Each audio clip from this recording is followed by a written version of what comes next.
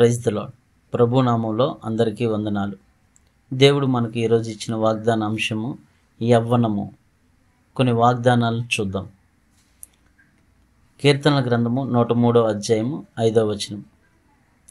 పక్షిరాజు యవ్వనము వలె నీ యవ్వనము క్రొత్తదగుచుండునట్లు మేలుతో నీ హృదయమును తృప్తిపరచుచున్నాను. దేవుడు ఈ వాగ్దానము మన కుటుంబంలో ఉన్న వారందరి పట్ల నెరవేర్చబడునుగాక. మెయిన్ పక్షిరాజుకి ఇచ్చిన యవ్వనం వలె మనందరికీ దేవుడు క్రొత్త బలమును, కొత్త యవ్వనమును ఆయన వాక్యం ద్వారా దయచేయునుగాక. మెయిన్ కీర్తనలు 127వ అధ్యాయము 4వ వచనం చూద్దాం. యవ్వన కాలమందు పుట్టిన కుమారులు బలవంతుని చేతిలో బాణములు వంటి వారు. మన కుటుంబంలో ఉన్న ప్రతి యవ్వనస్తులను మనమును బలవంతుని చేతిలో బాణములు అంటే యేసుక్రీస్తు ప్రభువారి చేతిలో బలమైన సాధనములుగా మనం వాడబడుదుము గాక. ఆయన చిత్తము నెరవేర్చున్నట్లు ఆయన చేతిలో వస్తువుగా మనం ఉందుదుం గాక. ఆయన చేతిలో మంచి పనిముట్లుగా మనం ఉందుదుం గాక. ఆమేన్. అలాగే కీర్తనలు 119వ అధ్యాయం 9వ వచనం. యవ్వనస్తులు దేని చేత తమ నడతను శుద్ధిపరుచుకుందురు? నీ వాక్యమును బట్టి దానిని జాగ్రత్తగా చూచుకున్నట చేతనే కదా.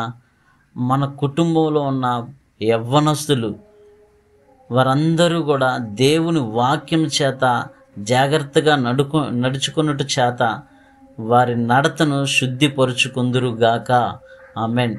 మనమును మన కుటుంబములను దేవుని వాక్యం చేత శుద్ధిపరుచుకుందుము గాక. ఆమేన్. సామెతల గ్రంథము 20వ అధ్యాయము 29వ వచనం చూద్దాం. యవ్వనస్తుల బలము వారికి అలంకారము. యవ్వనస్తుల బలము వారికి అలంకారము. మన కుటుంబాల్లో ఉన్న ప్రతి ఒక్కరూ యవ్వనస్తుల బలము వారికి అలంకారం అయినట్లు మన బలము మనకు అలంకారముగా, అలాగే తలనెరుపు వృద్ధులకు సౌందర్యముగా మన కుటుంబంలో ఈ వాగ్దానం నెరవేర్చబడునుగాక. మన కుటుంబంలో ఉన్న యవ్వనస్తులు బలము పొందుకుందురుగాక. ఆమేన్. అలాగే విలాప వాక్యంలో 3వ అధ్యాయం 27వ వచనం. యవ్వన కాలం నా కాడి మోయిట నరునికి మేలు. మన జీవితంలో, మన కుటుంబాల జీవితాల్లో, ప్రతి ఒక్కరి జీవితంలో దేవుడి కాడి మోయుదురుగాక. ఆమేన్. అలాగే 1 తిమోతిలు రాసిన పత్రిక 4వ అధ్యాయం 12వ వచనం.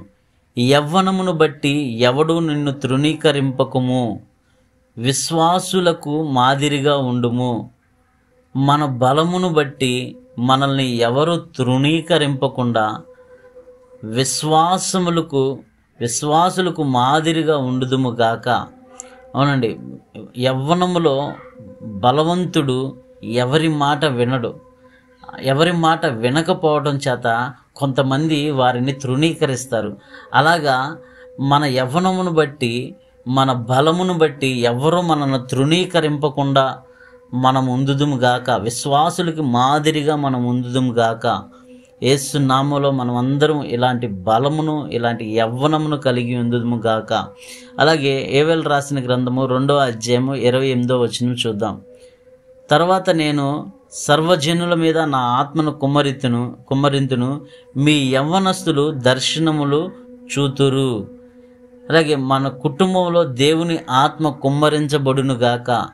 మన కుటుంబంలో ఉన్న యవ్వనస్తులు దర్శనములు చూచుదురుగాక. ఆమేన్. దేవుడి ఈ వాగ్దానం మన కుటుంబం పట్ల నెరవేర్చబడునుగాక. ఆమేన్. జకరియా గ్రంథము 9వ అధ్యాయం 17వ వచనం చూద్దాం. ధాన్యము చేత యవ్వనులను, క్రొత్త ద్రాక్షారసము చేత యవ్వన స్త్రీలను వృద్ధి నొందుదురు. ఈ వాగ్దానం మన కుటుంబంలో ఉన్న ప్రతి ఒక్క యవ్వనస్తురాలి పట్ల ఈ వాగ్దానం నెరవేర్చబడునుగాక. ఆమేన్.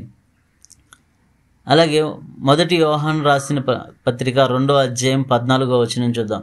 యవ్వనస్తులారా మీరు బలవంతులు, దేవుని వాక్యము మీ యందు నిలిచిచున్నది, మీరు దుష్టుని జయించి ఉన్నారు. Praise the lord. ఈ వాక్యం మన కుటుంబంలో ఉన్న ప్రతి ఒక్క యవ్వనస్తుల మీద నెరవేర్చబడును గాక. ఆమేన్. దేవుడి వాగ్దానాలన్నీ మన కుటుంబం పట్ల నెరవేర్చబడును గాక. ఆమేన్. Praise lord. ప్రభు నామములో అందరికీ వందనాలు.